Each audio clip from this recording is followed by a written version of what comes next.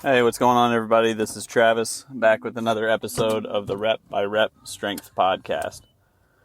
So, first and foremost, before we get into today's topic, just want to make sure that I take care of some housekeeping notes here. So, if you are not on my email newsletter, I would highly recommend you go and sign up for that.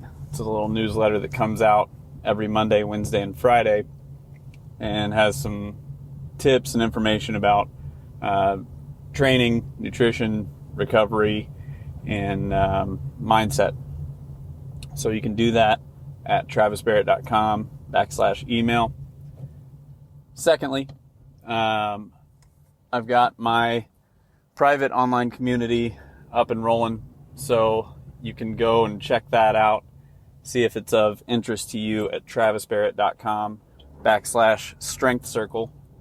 So what that is a private online community that will have new training programs dropped each month, office hours hosted weekly, where I will do live Q&A, and then, I will record those Q&As and post them if you can't make the times. But anyway, it'll be that. And then there will be a section in the community where you can post videos of your lifts and get some critiques and feedback that way. So be sure to check that out, see if it's something you're interested in. That way you can start getting some direction and some clarity with your training, as opposed to just hopping around program to program. And this is a much more economical option compared to the one-on-one coaching. Basically, the way training works, the way personal training works, is that if you're in person, that's the most expensive option, like specifically one-on-one. Then from there, you'll move to a hybrid option, with the most economical being remote, and then an even more economical version from there would be basically a fully remote, community-based program such as the Strength Circle. So anyway, now that we got that out of the way, we'll get into today's topic. So I do these podcasts mainly when I'm out walking my dogs or as I'm driving down the road. So just things I think about, and they're not always perfect, they're not always structured, but that's kind of the point, is getting the reps in, so to speak, because I think there are some nuggets that'll come out, that some things that you can find useful. So anyway, today I just got done having lunch with a friend of mine, and then had to stop at the grocery store. So just some things that we were discussing during lunch, and then some things I was looking at when I was in the grocery. So here we go. My buddy and I were talking during lunch about testosterone levels, and what happens.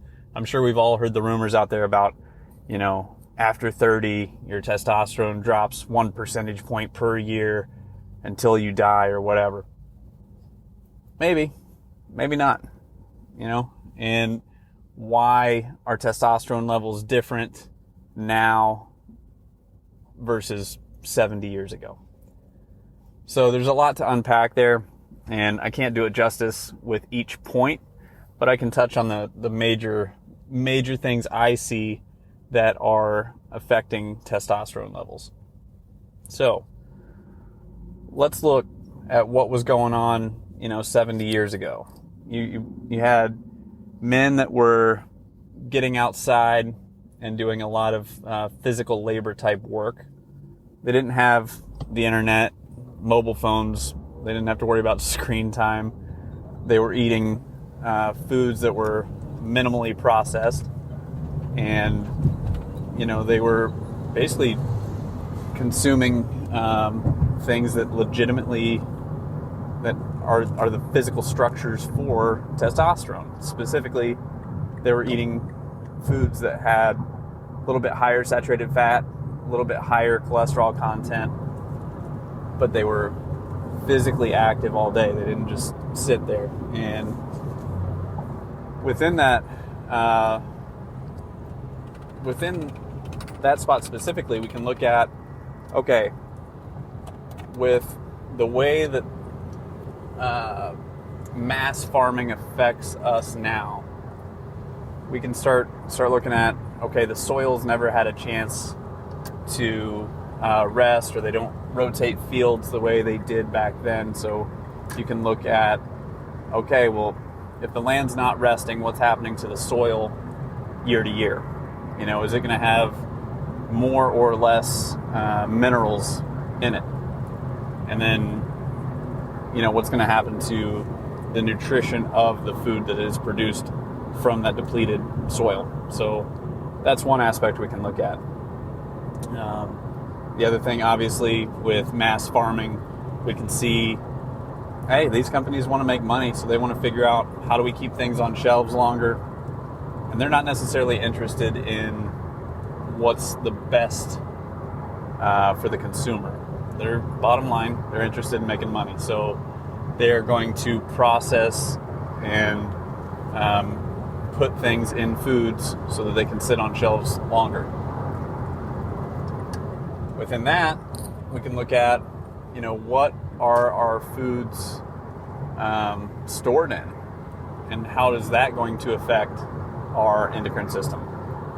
So, for example, if foods are stored in plastics, we know there's a host of chemicals that are in plastics that have a negative impact on human health and will negatively affect and disrupt our endocrine systems. We know that. So, again, going back 70 years or whatever, glass was the predominant thing if they were storing food at all.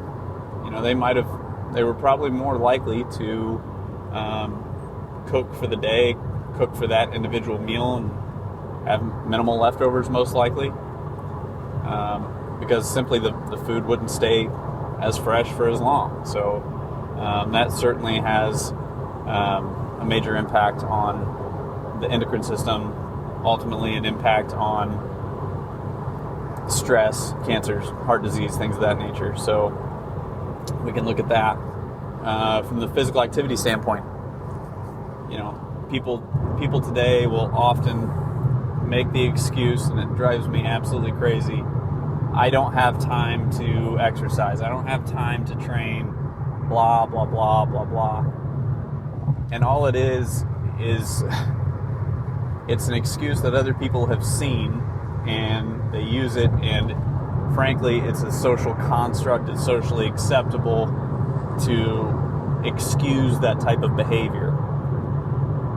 And that's a underlying social construct that, you know, if you call somebody out on that, you say, hey, that's really not true. You know, you have 20 minutes, you have 30 minutes to train for your own health so you don't die.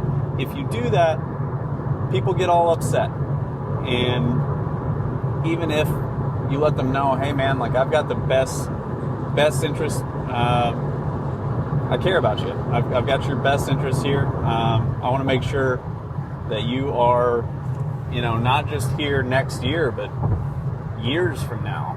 So again, staying focused on, you know, making time to train because of our jobs, careers, occupations, whatever you want to call it, is now less physical than it's ever been, and it's more, it's moved to a more climate-controlled setting, so to speak. So if you look at that physical activity, if you're not planning it in your day, you know, back then they didn't have a choice.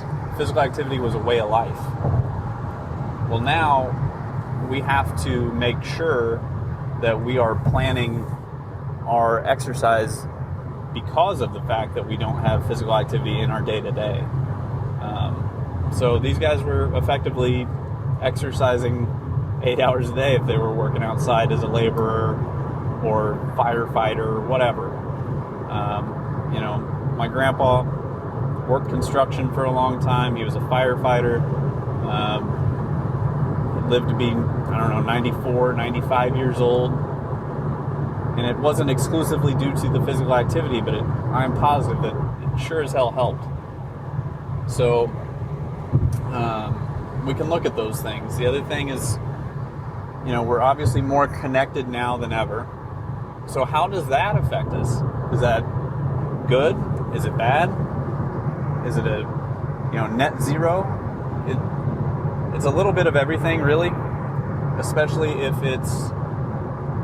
I think it tends to be more negative if it's out of control and not regulated. So for example, if I never shut off my phone, if I never take time away from the TV or the screens or whatever, that blue light has a negative impact on our health. So we need to make sure that we plan time to schedule, okay, I'm going to be around screens for the next 2 hours. I don't have a choice. I'm going to plan a 30-minute break within those 2 hours or whatever. Myself, personally, I use some blue light filter glasses on a daily basis. I have a blue light filter on my phone, on my computer, basically everything that I use. And that's not to say that blue light is the only thing that we should be protecting ourselves from or filtering out, but it's the predominant one that is getting a lot of attention right now. So again, trying to operate within cycles. The body really likes rhythm, and having a predictable schedule will help a lot, especially when it comes to endocrine hormone production.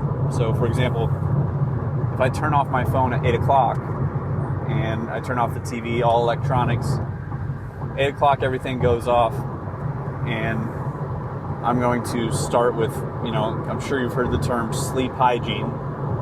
Sleep hygiene just means, what routine do you have established every day, no matter what, no matter where you are, to set yourself up for a good night's rest? So some other things to start playing with, to start looking into. How is your sleep? Are you sleeping in a dark room, in a cold room? Do you have a TV in your bedroom? Probably not the best idea. Are you falling asleep random spots throughout your house? Okay, that's not a rhythm, a consistent rhythm. Those are things to look at as well. So those would be the main things I look at is, what's happening to our food, what's happening to physical activity, then what's our sleep look like. Next point would be from a stress standpoint. How do we manage stress? What do we do about that? So there's a lot of ideas here, a lot of things you can play around with and see what works best for you. And that is ultimately, what I preach to people that I work with is none of this stuff. Whether we're talking about training, recovery, nutrition, mindset, none of it is absolute. We're going to have to tinker, adjust, play around with a lot of different things before we can really feel out what works best for you. Because you're going to have, great responders to a certain you're going to have great responders to a certain type of stress. So for example, if I say, hey, I'm going to give you 3 sets of 5 at 70% for back squat. Some people will respond great and put on a lot of muscle, a lot of strength. I won't have to worry about overtraining or anything like that. And they're going to be a positive responder. Other people, that same prescription, for a variety of reasons that I'm not going to get into right now, but that same prescription going to a different individual, that could be way, way too much, and they could be wrecked for the next 4 or 5 days. It could disrupt sleep, could stress them out too much. There's a host of issues that could go on. So that is why whenever you introduce something, I would recommend keeping a journal and just making a quick note. Okay, today is July 20 whatever, and I'm going to wake up. I wake up at 5:30 a.m. How do I feel? How's my mood? What's my resting heart rate? Am I stressed, not stressed? How's my motivation about training today? Am I excited? Am I like, fuck it, I don't want to do any of this stuff? How's all that going? And then what did I change? What variable did I modify or adjust? And it's not enough just to take one day's worth of data. This is do this chronically and then manipulate one variable, potentially two variables, and see how that impacts not just your mood, but is that moving you towards or away from your goals, whatever those are. So anyway, from a stress standpoint, here's a couple ideas here. You can journal. You can have some small group of friends that you talk to that you kind of just brain dump. Hey, here's what I'm worried about. I do want solutions. I don't want solutions. I just need to vent. What do you want from that group? So having some sort of system in place to manage your stress. Do you do some type of special breathing exercises? That's highly underrated. It's thankfully getting more attention now, but do you look up Wim Hof style breathing? Do you breathe nasally, or are you a mouth breather? Do you shrug up when you breathe, or are you taking deep diaphragmatic breaths and just letting go? All of that stuff makes a difference and will affect hormone levels. So those are just a couple things to think about when you're considering, hey, I'm noticing my testosterone levels feel low. Well, how do you know that they're low? Are you testing them at different times? Are you testing them multiple times per day? Are you doing a cheek swab? Are you doing blood work? Are you fasted, not fasted? Because even just going in and doing the test can be stressful. So those are things to look at, and there is a lot of lifestyle modifications that you can make in order to be more well-rested, be more focused, and have traits that are indicative of higher testosterone. You'll hear some guys talk about, I'm just not focused. I don't feel like I have the same drive that I was having. And it's, hey, let's start out by looking at, what's changed in your life. Let's start with the big rocks, and let's get the, low-hanging fruit, so to speak. So those are all things to consider. Now, that was basically our lunch convo, but anyway, when I was shopping, walking around the grocery store, and I was just thinking about our lunch convo, talking about testosterone and hormones and all that stuff, and talking about lifestyle modification. And you just watch the general population, man, and it's no wonder that we are a more sick society than we've ever been. And what I mean by that is we have more issues from heart disease, cancer, diabetes, all of those things that by and large are going to be modifiable to a point, adjustable to a point, if we were to actually give a shit about our bodies and take care of ourselves. I still remember sitting in my freshman exercise science course at Ball State, and professor opens up and she says 98% of heart disease and cancer is preventable. And then she stopped talking.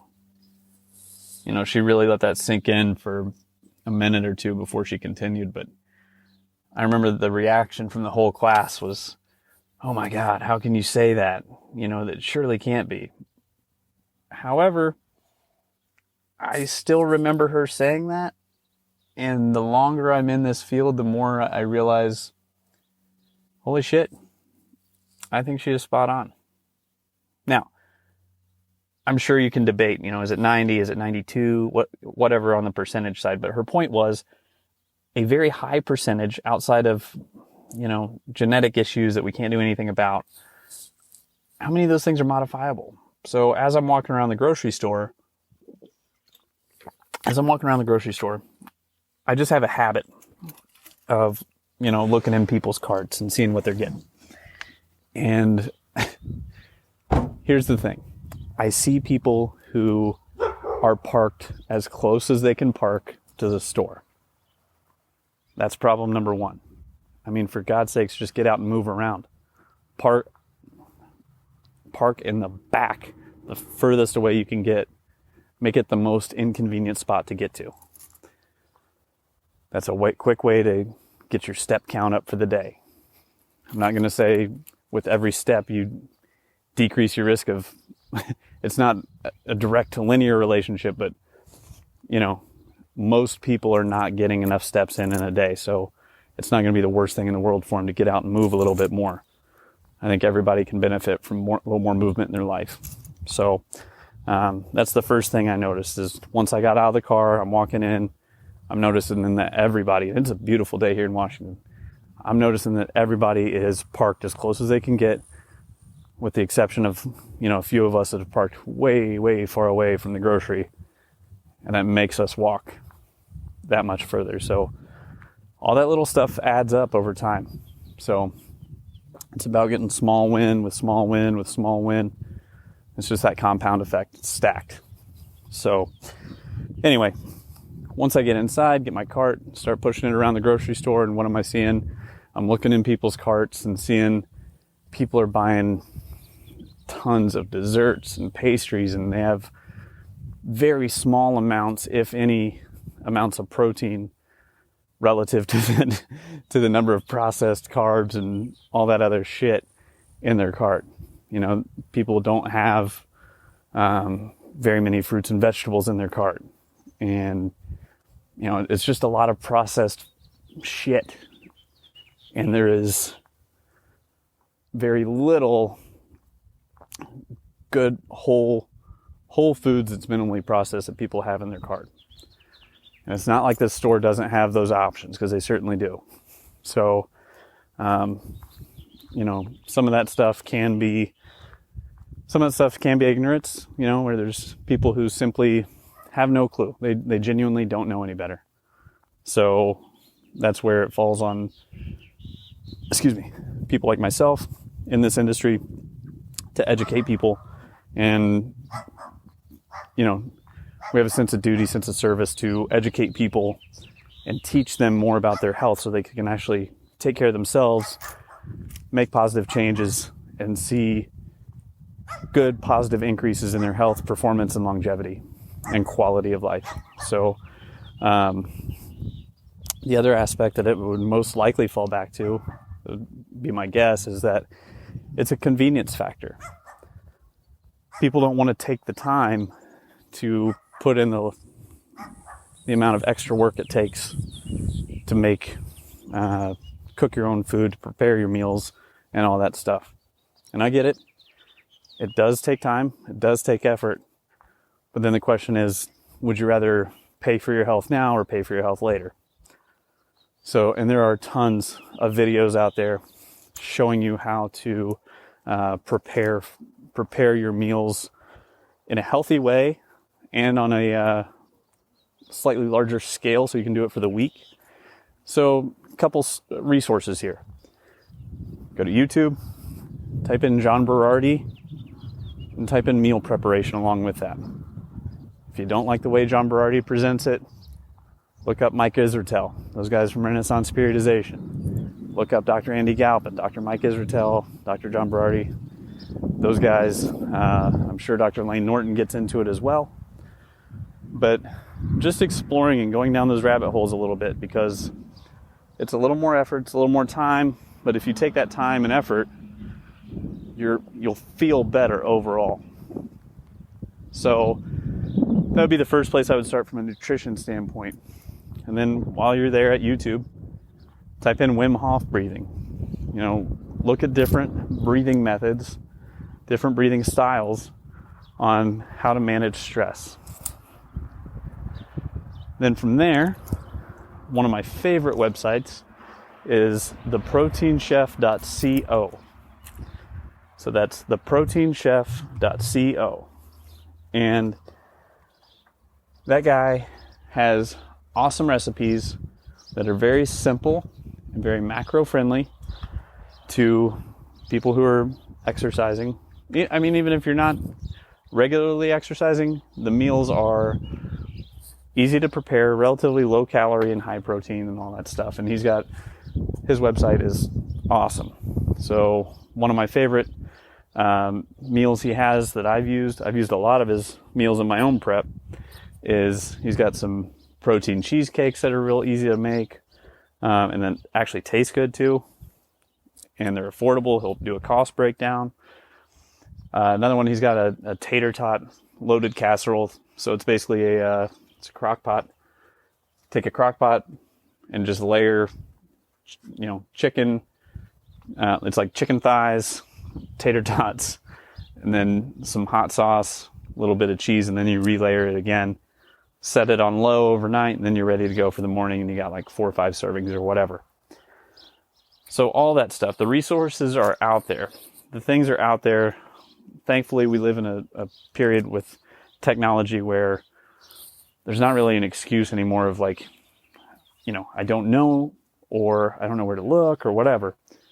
If you really care about your health and you want to see, set yourself up to have a better quality of life, most likely going to have more longevity, start going down those rabbit holes a little bit. Check out some of those guys I talked about. And those are just scratching the surface.